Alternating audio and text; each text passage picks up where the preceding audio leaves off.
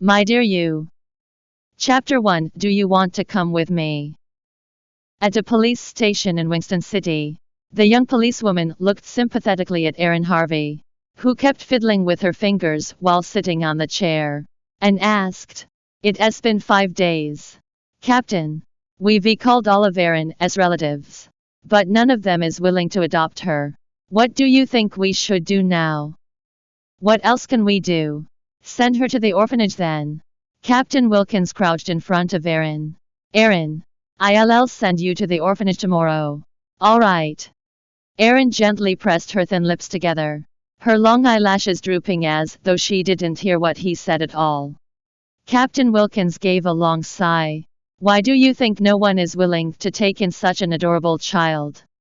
Before he could finish his sentence, he heard a clatter of heavy footsteps approaching from the police station's door. Startled, he stood up and looked at the door.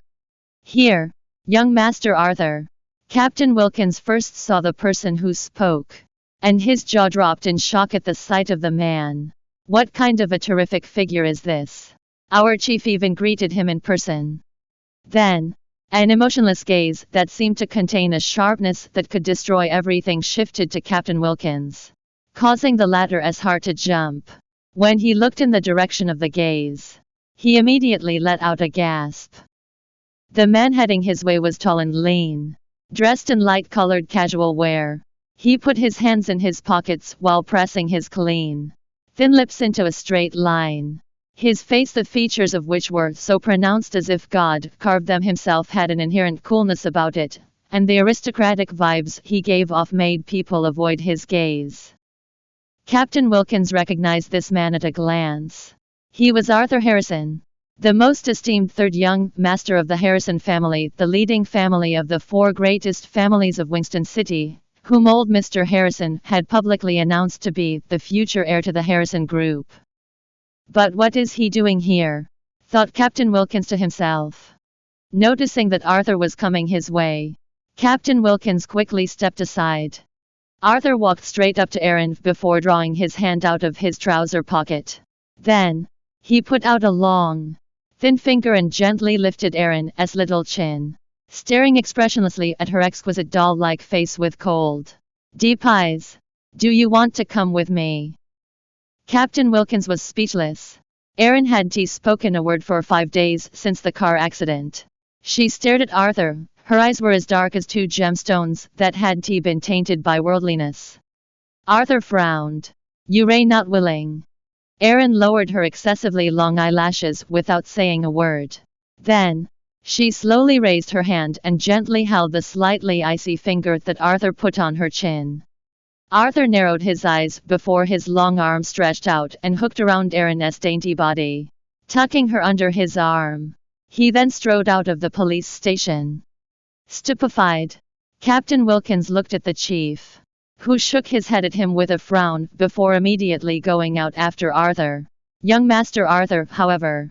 Arthur had already gotten into his car with Erin tucked under his arm when the chief came out after him. Marvin Patterson stepped in front of the chief before the latter got near the car. "Chief, young Master Arthur has decided to adopt this girl. I'll be handling the procedures and formalities required for the adoption." The chief still wanted to say something, but Arthur's car had sped off like a rocket. Instead of taking Erin back to the Harrison residence, Arthur took her directly to the villa where he lived by himself. He disliked being disturbed, so no housekeepers were hired in this villa. The Harrison residents would send people over every once in a while to clean the villa, but they wouldn't stay long and would leave right after they finished cleaning. Erin was tucked under Arthur's arm all the way. His arm was stiff, making her waist and belly hurt, but she didn't make a sound. Arthur put her down after stepping into the living room. Not paying attention to her anymore, he sat down on the sofa and lightly pinched his tall nose bridge twice with his fingers.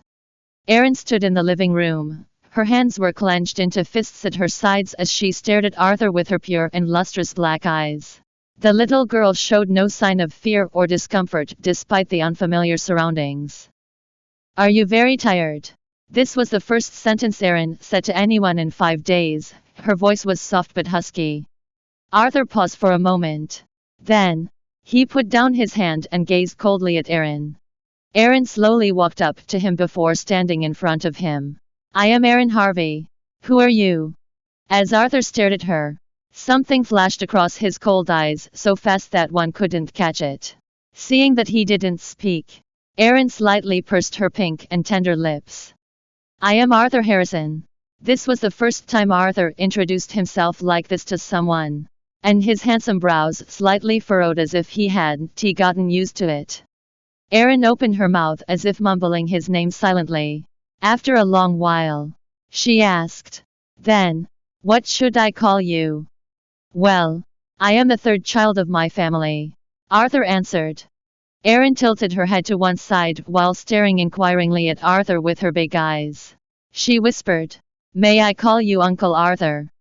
Arthur looked into her big eyes, which were as lustrous and clear as obsidians. After a long time, he replied, Up to you. Erin suddenly curved her lips into a smile. She greeted sweetly, Uncle Arthur. Arthur's pupils shrank slightly. After staring at her for a long time, he responded in a whisper, Aha. It was at this moment when Erin called him Uncle Arthur in a soft and sweet voice that Arthur would be forever destined to be part of her life. Welcome to download Joyread app to read more chapters of My Dear You novel online.